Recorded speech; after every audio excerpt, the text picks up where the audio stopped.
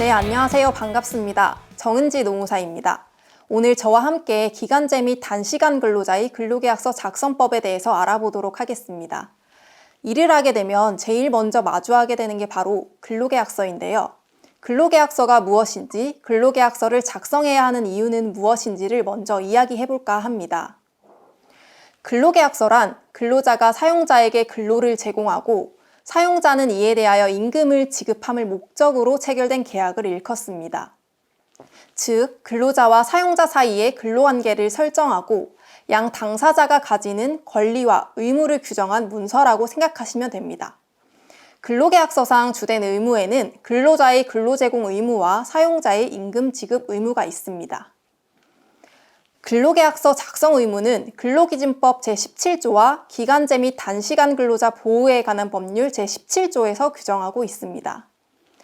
법에서 근로계약서 작성 의무를 규정하고 있는 이유는 근로계약 시 임금, 근로시간 등 근로조건을 서면으로 명시하여 근로자가 자신의 근로조건을 명확히 알 수 있도록 하고 근로조건과 관련된 사용자와 근로자 간의 분쟁을 예방하고 조속하게 해결하기 위함입니다.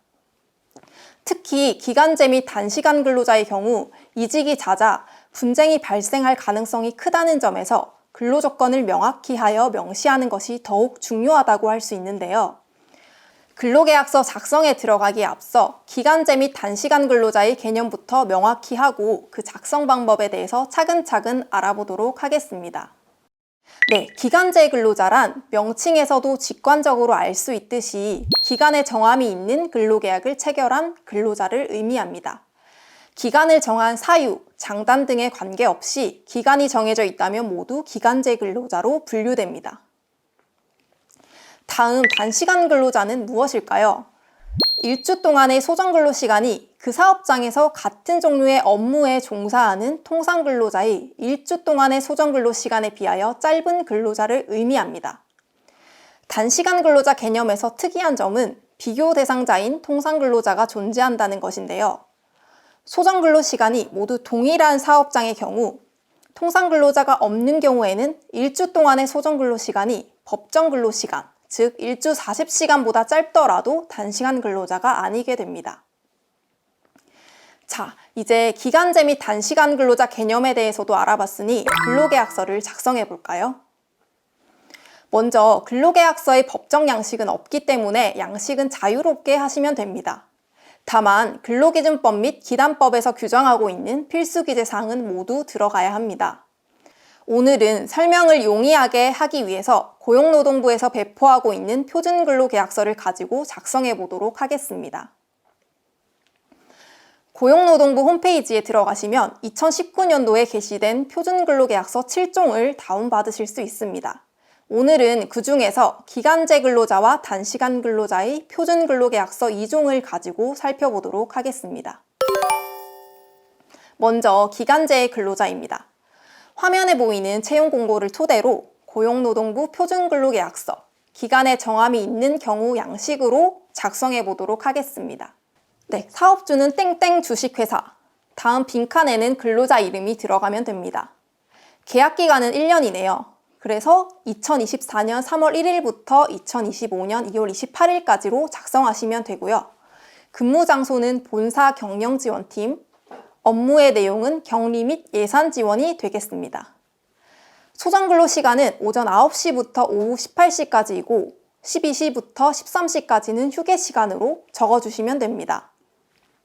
해당 내용 다 적어주시면 되고 근무일은 월요일부터 금요일까지 주 5회이고 주휴일은 일요일입니다.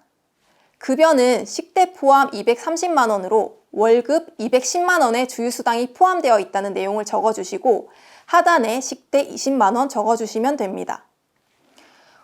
상여금도 있네요. 연 2회 설, 추석 상여 각 30만 원도 적어주시면 됩니다.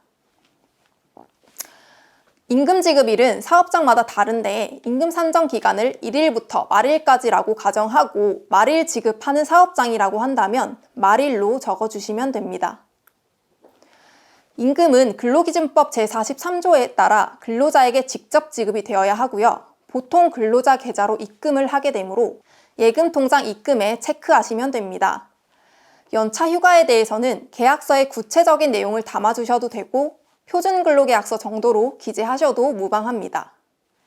정규직 근로자의 경우 4대 보험은 필수 가입이므로 모두 체크해 주시면 되고 근로기준법 제17조 2항의 이행을 명확히 하기 위해 교부 확인 문구를 넣어주시는 것이 좋습니다. 작성이 완료되면 제일 하단에 체결 일자를 기입하고 사업주 및 근로자의 자필 확인 서명을 하고 한 부씩 나눠 가지시면 됩니다. 생각보다 어렵지 않죠? 네, 이어서 단시간 근로자 근로계약서도 작성해 보도록 하겠습니다. 네, 고용노동부 게시 표준근로계약서 중 단시간 근로자 표준계약서로 작성하시면 됩니다. 앞서 기간제 근로자의 근로계약서 작성 방법과 크게 다르지 않는데요. 기단법 제17조 제6호가 추가됐다고 보시면 됩니다.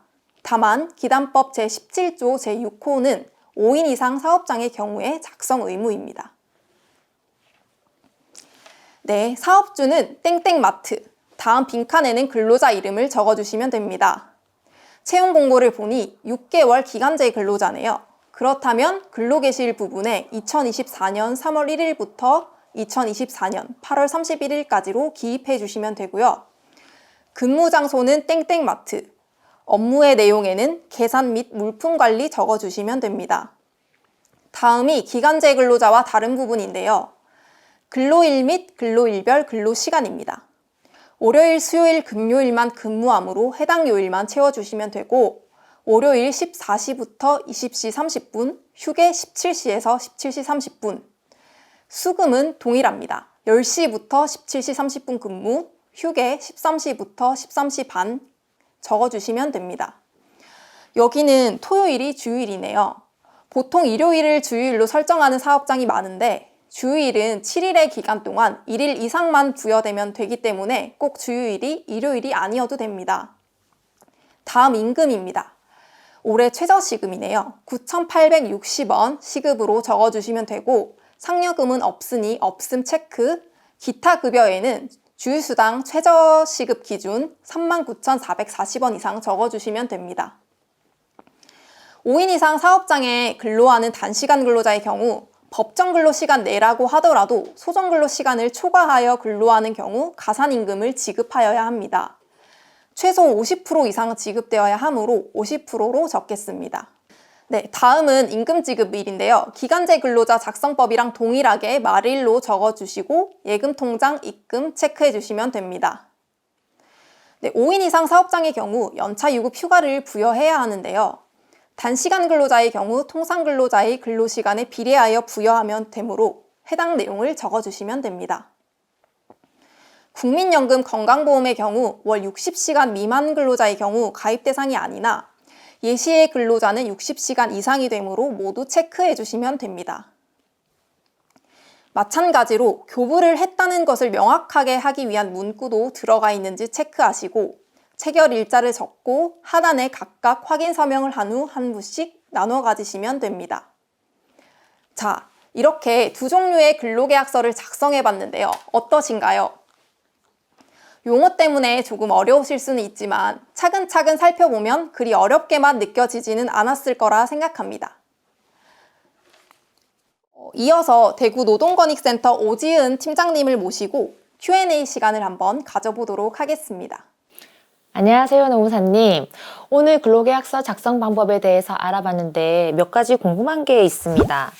근로계약서 작성은 언제 해야 하는 건가요? 근로계약서 작성은 근로개시 전 근로계약을 체결할 때 작성이 되어야 합니다. 하루 이틀 상관없지 않냐면서 근로계약서 작성을 미루시는 경우가 있는데 근로개시가 되고 나면 근로계약서 미작성, 미교부 상태가 하루든 이틀이든 상관없이 근로기준법 및 기간제법 위반에 해당되게 됩니다. 따라서 채용이 결정되면 지체 없이 근로계약서를 작성하여 교부까지 하셔야 합니다. 근로자와 근로계약서를 서면으로 작성은 하였는데 일부 항목이 누락되어 있고 교부가 되지 않은 경우 법적 제재가 있나요? 네, 필수기재사항 누락이나 미교부의 경우 500만 원 이하의 벌금에 처해질 수 있고 기간제 및 단시간 근로자의 경우 기간제법 제17조 위반에 따른 과태료 부과와 근로기준법 제17조 위반에 따른 벌금까지 병과될 수 있습니다. 아, 그렇군요.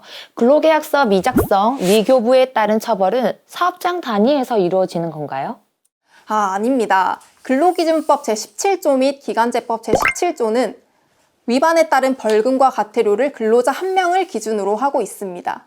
5명 근로자를 사용하는 사업장에서 5명 모두에게 근로계약서를 교부하지 않았다면 5명 각각에 대한 처분이 내려질 수 있다는 거죠. 그렇기 때문에 많은 근로자를 사용하는 사업장일수록 최초의 근로계약서를 정확하게, 꼼꼼하게 작성해 주셔야 합니다. 이렇게 근로계약서 작성에 관련하여 추가적인 내용까지 알아봤는데요. 더 궁금하신 부분이 있다면 하단에 있는 번호로 문의 주시면 친절히 설명드리도록 하겠습니다. 감사합니다.